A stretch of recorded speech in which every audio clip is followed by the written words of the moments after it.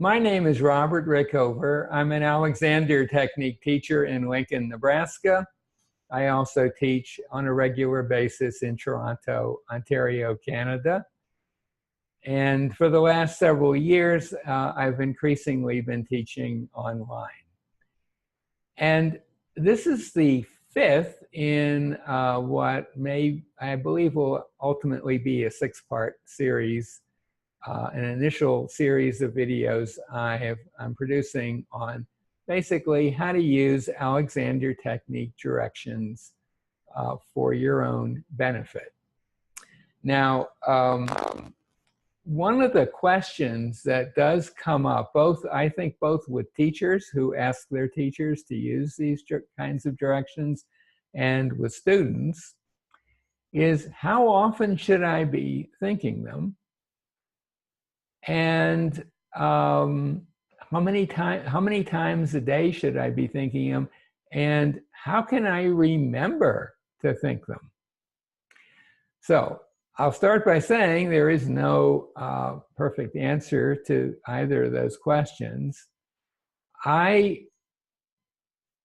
With students who come have in-person lessons with me, it sometimes happens that they'll come for a second lesson, and I'll ask them how they did with the direction, usually just one that we explored in the first lesson, and they'll say, you know, I forgot all about it. A week has passed and they didn't remember to use it. That problem does not occur very often online for a number of reasons. So for a teacher, it's a little disconcerting because you know, the student's not doing their homework and so on. But I think if you could aim to devote, if you think, well, in terms of time commitment, if 10 minutes a day doesn't seem too unreasonable, and actually it's not really a time commitment so much as just carving out some activities that you're likely to do anyway and using them to experiment. 10 minutes a day would be a really good amount. In the kind of experiments that we've been talking about, where I've suggested the maximum length is in the neighborhood of 20 or 30 seconds.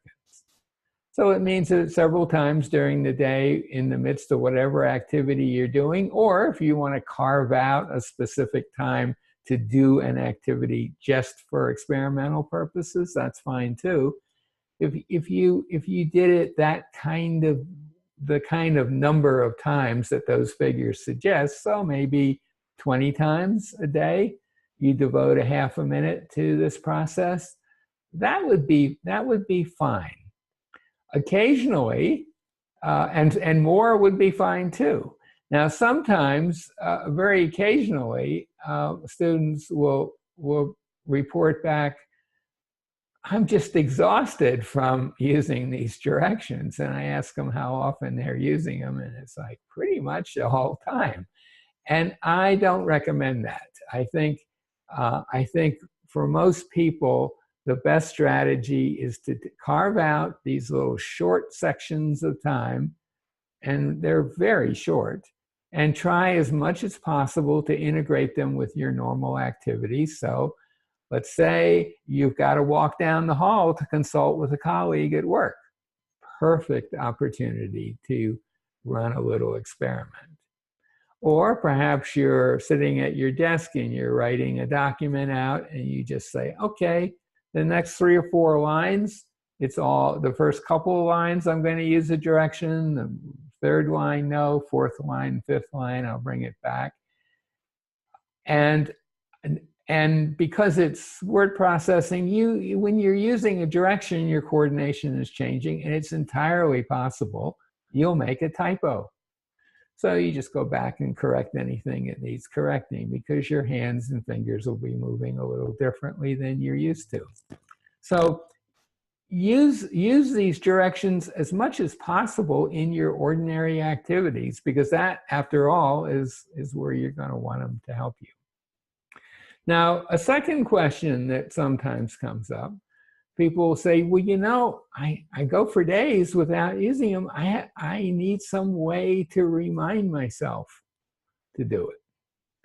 Now, again, there's no perfect answer to that. Some people have found it helpful to put little stickers on their bathroom mirror or above their fridge or where they're going to see it, and just as little reminders. Maybe on the steering wheel of your car. When you get into the car, you sit down. Wow, perfect opportunity to use to run a little experiment with Alexander directions. You can, of course, install various reminder devices on a computer. There are a whole bunch of free apps that'll do that for you. The other thing is, if you're taking Alexander sessions, or if you're watching these videos because you have an actual physical issue that you notice, when you notice it, that would be a perfect time to think, oh, wow, okay, I'm feeling a little pain in my shoulder. Perfect time to bring to bear an Alexander direction. So I think that's about all I can say about that. Don't overdo it. I guess one thing I would add is maybe even more important than the number of times a day you use the direction is that you're very say, I hate to use the word vigilant, but you're not putting any effort into using them. There's no effort. It's just a thought. So I'll leave you with that. We're going to have one more session, and that's going to be it for this series.